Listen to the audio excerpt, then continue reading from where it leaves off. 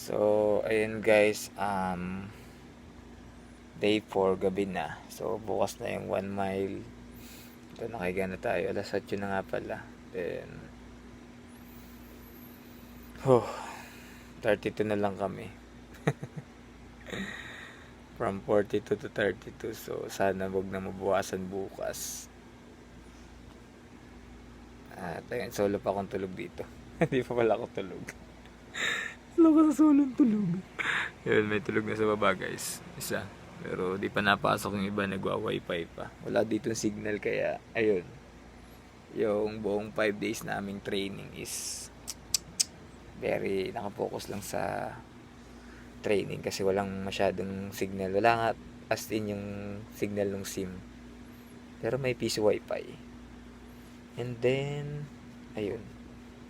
Very napakanong experience to. Unforgettable, memorable.